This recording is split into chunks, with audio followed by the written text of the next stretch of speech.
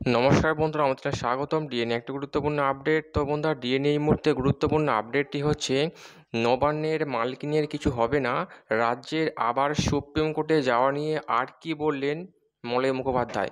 তো বন্ধুরা, ডিএ সংক্রান্ত আপডেটটি নিয়ে আমরা স্টেপ বাই স্টেপ আলোচনা করব। তো অবশ্যই আপনার ভিডিওটি স্কিপ না করে অবশ্যই পুরোটা দেখবেন।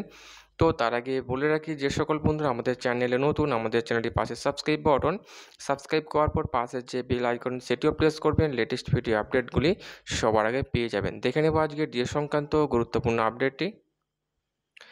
মহার্ঘ ভাতা বা ডিএ মামলা নিয়ে পশ্চিমবঙ্গ রাজ্য সরকারি কর্মীদের ভাগ্য আবার একবার সুপ্রিম কোর্টের দরজায় পৌঁছতে পারে।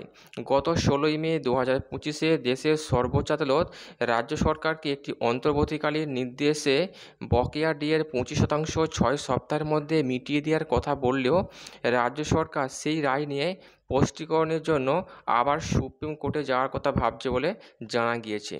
এই পরিস্থিতিতে রাজ্য সরকারি কর্মীদের মধ্যে নতুন করে উদ্বেগ ও অনিশ্চয়তা তৈরি হয়েছে।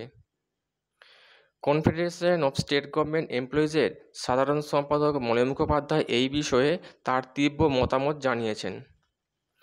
সুপ্রিম কোর্টের বিচারপতি সঞ্জয় কারোল এবং বিচারপতি সন্দীপ মেহতার বেঞ্চ গত 16ই মে এক ঐতিহাসিক অন্তর্বর্তীকালীন নির্দেশে জানায় যে রাজ্য সরকারি কর্মীদের বকেয়া মহার্ঘ ভাতার 25% 6 সপ্তাহের মধ্যে পরিশোধ করতে হবে। এই নির্দেশের পর রাজ্য সরকারি কর্মীদের মধ্যে আশার আলো দেখা গেলেও সম্প্রতি জানা গিয়েছে যে রাজ্য সরকার এই নির্দেশ নিয়ে কিছু বিষয়ে স্পষ্টতা চাইতে পারে। এর জন্য তারা আবার সুপ্রিম কোর্টের দ্বারস্থ হওয়ার কথা ভাবছে। এই প্রসঙ্গে কনফেডারেশন অফ স্টেট গভর্নমেন্ট এমপ্লয়িজের সাধারণ সম্পাদক মলয় মুখোপাধ্যায় বলেন, আমরা মিডিয়ার মাধ্যমে খবরটি পেয়েছি। যদি রাজ্য সরকার সত্যি এমন কোনো পদক্ষেপ নেয় তবে তা দুর্ভাগ্যজনক, কারণ সুপ্রিম কোর্ট পরিষ্কারভাবেই কলকাতা হাইকোর্ট এবং স্টেট অ্যাডমিনিস্ট্রেটিভ ট্রাইব্যুনাল অর্থাৎ স্যাট রায়কে মান্যতা দিয়েই এই নির্দেশ দিয়েছিল।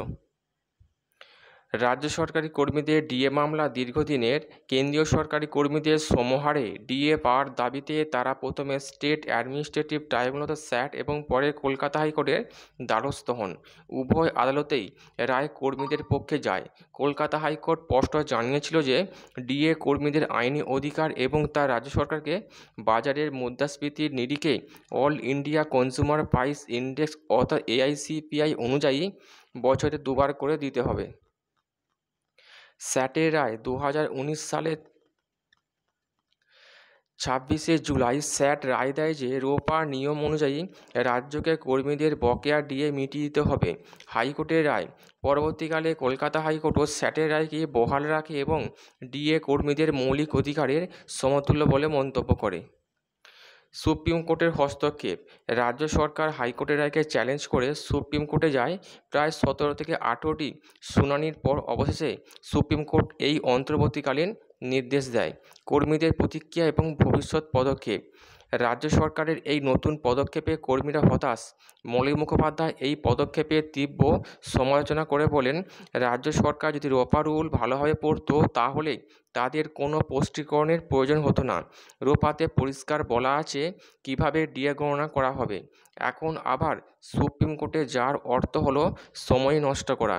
তিনি ক্ষোভের সঙ্গে আরও যোগ করেন, হাত গুটিয়ে বসে থাকলে নবান্নের মালকিনের কিছু হবে না, ভুগতে হবে সাধারণ কর্মীদের।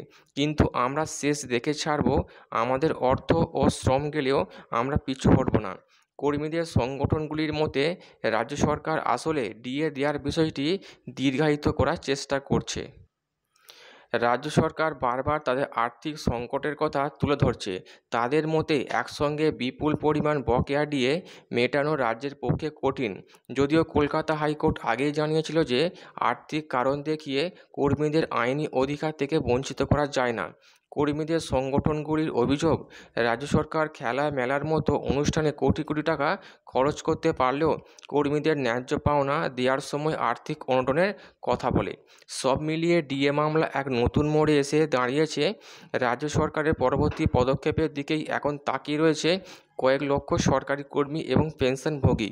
রাজ্যের পরবর্তী পদক্ষেপ ও সুপ্রিম কোর্ট এই বিষয়ে কী রায় দেয় তার উপরে নির্ভর করছে তাদের ভবিষ্যৎ।